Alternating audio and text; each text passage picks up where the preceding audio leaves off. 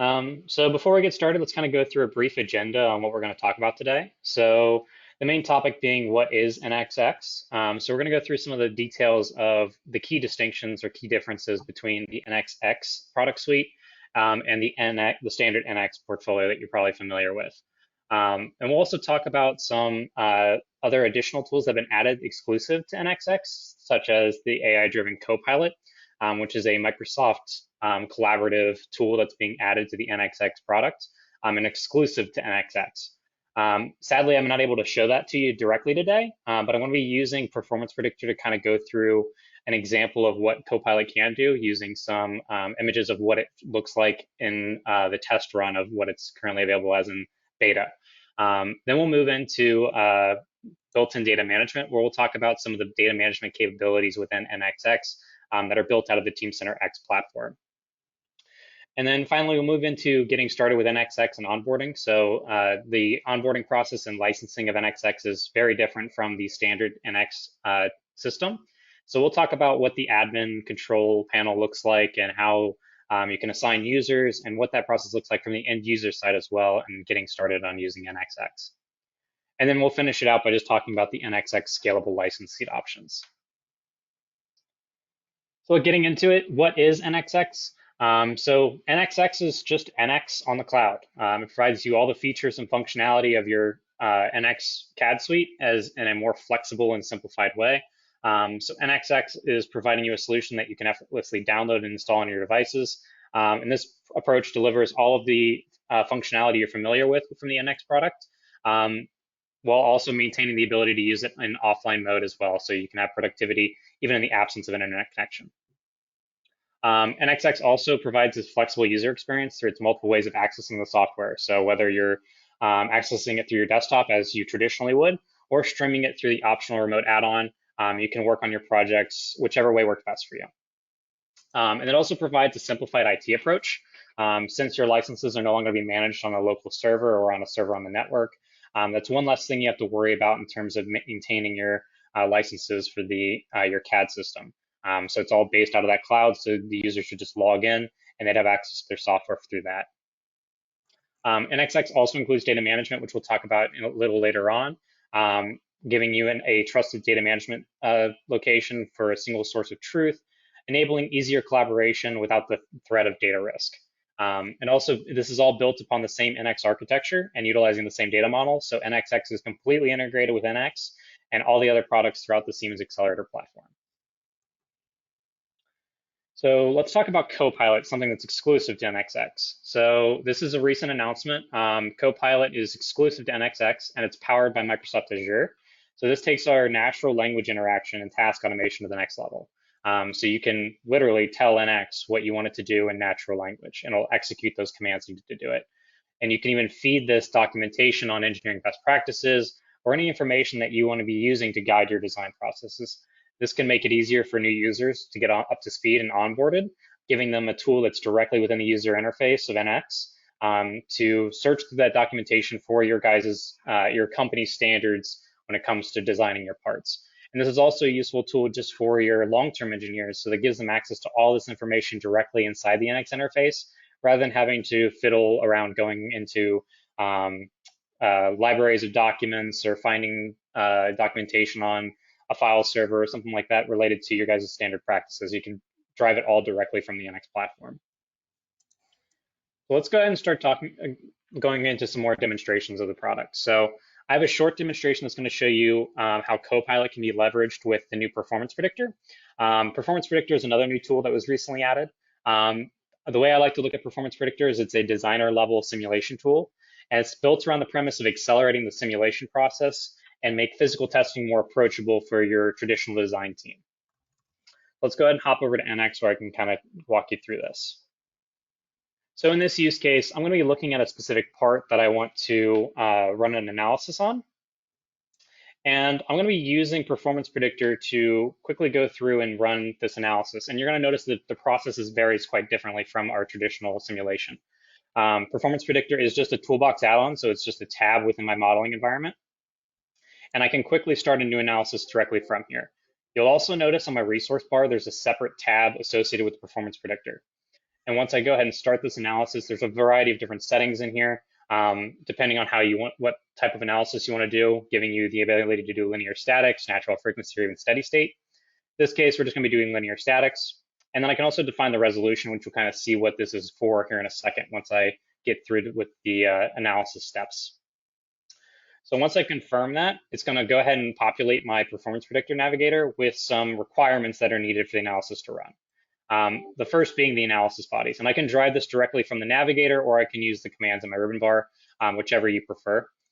In this case, we're just going to quickly go through these steps to get us to the analysis stage. So, and that I'm going to be defining an analysis body, at which point I can define some materials as well if needed, whether or not I want to use a default value or inherit it directly from the body. Some key factors when it comes into these simulations. And you'll see that populate as I go through the process. Now, when we talk about analysis constraints, I'm just going to be using some key mounting holes for some fixed constraints. I'm going to use another AI tool that was added in a previous version here, select similar faces. If you haven't seen this yet, the idea behind this tool is it gives the end user the ability to quickly select a face that they want to select a duplicate of, or a similar face that's related to that, without having to manually go through the selection process. So I don't have to manually go through and select all these faces. I can just let the automation do it for me. And now finally, we need to define the analysis loads. Now this is kind of where I want to take a step back and look at the co-pilot piece of this. Now, since I can't show it to you, I just have an example of what this would look like. So if we hop back over to my slide deck real quick, I just have a brief image from what the same part file, but in an instance where you might look to Copilot for instruction on how to apply a load for, or analysis load for a performance predictor. And when you ask Copilot that question, it gives you a set of step-by-step instructions here on the left-hand side that guide you through what the process would be to set up that analysis and to define the analysis load. And you'll notice it even has hyperlinks built into it, so I can run those commands directly from Copilot rather than having to go search for them manually and find them. So it's kind of driving the design process by facilitating and giving you all that information up front, rather than just kind of giving you a Cliff Notes of what to do, and then you have to go work through the process yourself. So it's all built into the interface, which is very convenient. Now let's finish out this quick presentation with Performance Predictor, just kind of go through it. So defining the analysis loads, I'm just going to go ahead and define a pressure value for this face here. And then once I confirm this, you're going to notice that it's going to start processing in the back end. And it's going to have results for the analysis. And currently it's going to be showing the displacement value. So you get a quick rundown of what the displacement values are on the part. And I can change my results to show whether or not I want to show displacement or stress or factor of safety. And then I can evaluate where those key touch points might be, or those points of error that might come up from the simulation. And this is just giving your design engineers a quick, easy way to find certain areas that might need redesigned or things that might need fixed early on in the design process rather than waiting until later on. And this is also driven or remembered when you start doing design changes. So if I were to quickly do a design change with synchronous modeling, maybe I just wanted to move this face up to see what how the results change. You'll then notice it starts calculating on the back end once more, and then it'll populate those results again. And I can see that the results changed accordingly. So this is all done directly from the same part file, and it's all stored directly in this part file. A key note though, you don't have to store it inside the part file either. So those of you who have done simulations in the past, you know that simulation files typically can get quite large. And when it comes to storing simulation data directly in the part file, you might not want your file sizes to get, if you're going to be doing this consistently, you're going to enlarge your files quite drastically. So you have the option to choose whether or not you want to store the results in the part. So if you don't and you want to just recreate the simulation when needed, you can do so. So since it's a very easy process to recreate the simulation, you can choose whether or not you want to even store it. And then even if you want to continue work and not have the results shown, you can also toggle the results off at any point in time. So that's just a brief introduction to Performance Predictor as a whole. So let's move forward. So next I want to talk about built-in data management. So I want to show you NX built-in data management tools built on Teamcenter X, but I want to talk about what data management is and why it's important before we get started. For those of you who don't know, in modern design environments, you're not just working on isolated files anymore. You're managing complex web of data, whether that's including your CAD models, your assemblies, your drawings, your simulations, PDF files, documentation, shop docs, all this different data that's related to your engineering design processes that you need to track, control, and organize efficiently. NXX has a built-in solution to help you manage all of this CAD data, giving you an intuitive, integrated environment directly within your NX interface, giving you access to version control, revision management, even the ability to release designs, and even task management, which we'll talk about once I get into the presentation a bit more, so that your engineers can communicate with one another directly through Teamcenter. So hopping back over, you'll notice in my interface, I actually have another tab on my resource bar for Teamcenter. From here, I can quickly search for any parts that I want to look for using Teamcenter's advanced search capabilities. So if I wanted to search for a particular part,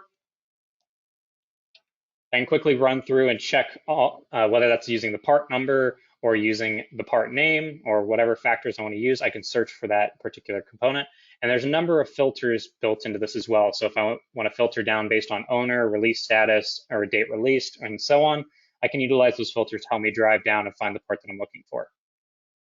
There's also the ability to use something like the where used feature, where if I have a part selected in my where used tab, I can find any parts that component is used in or that item is used in, and directly open it from Teamcenter.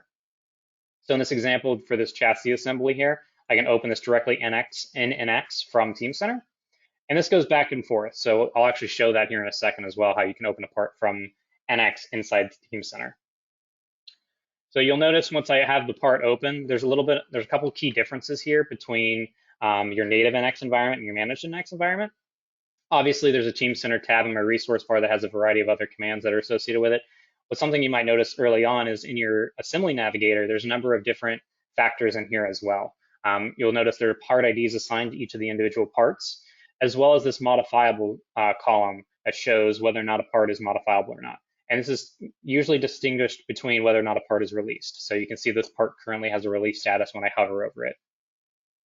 If I were to open up this part inside Teamcenter directly from my assembly navigator, you'll see inside inside of Teamcenter Active Workspace, I'll get a nice layout of what the status of that part is, what its current release status is, when it was released, who released it, and any information related to that particular item. If I scroll down further, you might even find things like attachments or related drawing files. So that can all be found directly from inside of the item inside Teamcenter.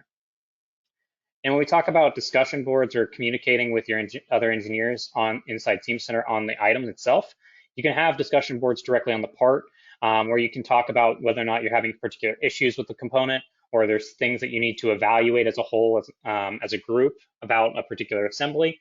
And that discussion board is tracked within that item. So if a month down the line, you're redesigning a part and you're wondering what the reasoning was behind this design change or this concept, you can look through these discussion boards and see the communication that came with that. So you don't have to go searching through your email. It's directly stored within the part file. And that, when it comes to these discussion boards, though, a lot of times you're going to be wondering, well, who's going to take care of it? Because I don't want a long list and I don't know who did what. You can even assign tasks inside of Teamcenter as well. So in the case of this pump here, if I were to open this up in Teamcenter, there's actually a task already associated with this pump. So you'll notice over here in the at the top tabs, I have a tasks tab for this particular part, and there's a task associated with it. And this is a separate item directly within Teamcenter that is linked to this item here itself. So when opening up this task, I get information related to who it's assigned to, when its due date is, and when the start date was set, and any of the particular data that's associated with that. So if task has a PDF file that kind of outlines what the changes need to be made, or if it has multiple different data files that might be related to it. So in this case, the pump, we might need a more powerful pump for the part or for the assembly. Well, we might be looking to replace all the pumps in a bunch of different assemblies. So we could relate this to all those items at the same time. So we could find a pump that fits the needs for all of those in the same task itself. So it's just a nice, easy way to keep all this information stored directly within Teamcenter and tracked along with any of the data that's associated with it. Now, something that might come up as well when you first get started with Teamcenter is you're looking to pull unmanaged data inside Teamcenter, and what does that process look like? There's a lot that can go into this, so I'm not going to go too far in depth, but you do have the ability to open unmanaged data directly inside the managed environment. So I can open unmanaged parts. And then if I were to open up, for example, this exact same assembly inside of Teamcenter or managed NX, from File Explorer, you'll notice a couple of things. So the first thing is the file name or the file path is going to be fully listed in my part name tab. So you'll see the full path there, signifying that it is a unmanaged part. And then if I were to save this part, you're going to notice that Manage NX is going to prompt me to assign a Team Center ID to these unmanaged parts because it needs an ID to track it. Now, if I try to assign these IDs, you're going to, obviously this assembly is already in here. So if I assign the IDs to this, it's actually going to prompt me and say that some items that being assigned a Team Center ID already exist inside Team Center. So it's recognizing that there's a similar part name. So recognize that and let me reference those existing part IDs. So if, for instance, if there's a couple parts that were missing, didn't have to go through it with a fine tooth and comb and look for it and then open up those individual parts. I can still just use that whole assembly and then reference it as a whole and pull it all in. So it's a way to pull in that unmanaged data and assign the IDs very quickly. Obviously, I'm not going to go ahead and do that because this is the exact same assembly in this case, but that's just an example of what that process would look like. And then the last thing I want to talk about is what this process looks like when you save a part that already exists inside Team Center. So there's a couple different variations to how you manage your data inside Team Center when it comes to saving a part to create a new version of a file, or if you were to use save as to create either a new item itself or a new revision of the same item, giving you whether or not you wanted to create a new revision of the part or a new item number entirely. And then finally, there's the fourth option, which is releasing the part to manufacturing, where you're locking it down so it's no longer modifiable. So that's just a quick rundown through that. There's more details when it comes to Team Center as a whole. So if you have questions about Team Center as a whole, that might be for another discussion that we can work through with you on another time. All right, so let's move into getting started with NXX and what that onboarding process looks like. So when you first purchase NXX, you'll be prompted through that process to define an admin or get an email address that's going to be associated with an admin account. That admin will receive an email to log in and create their account for the Siemens Xcelerator admin console. And this is where they'll access all their NXX, Solid Edge X, TCX, whatever licenses that are going to be associated with their X portfolio. And those licenses can be assigned directly from this system. So I can come in and say, I want to assign a license to this email, and it'll send them an email and it'll prompt them to log in and create an account, or if they don't already have one. And it'll prompt them saying that you now have access to this. If you were to download the software from Siemens Software Center and try and launch it, it would then prompt them to log in. So you can see what this admin console looks like in the top left with the number of users that are assigned to our sold to, as well as the bundles that are associated with them. What does that process look like once the end user logs or first gets that email? At that point, if they're a brand new user, they don't have NX installed at all, they'll be able to download and install the software directly from Siemens Software Center, which is a free to download software that you can just get offline off the internet. I think it's also included in the Siemens automated email that you'll receive. And when you download that and log in, you'll notice you'll have access to the NXX product suite. So you can download those directly from here and install them as well. And you can even install your updates from here moving forward. So you don't have to go to the Siemens Support Center and find your updates from there anymore. So this is a nice one-stop shop for all those downloads and installations.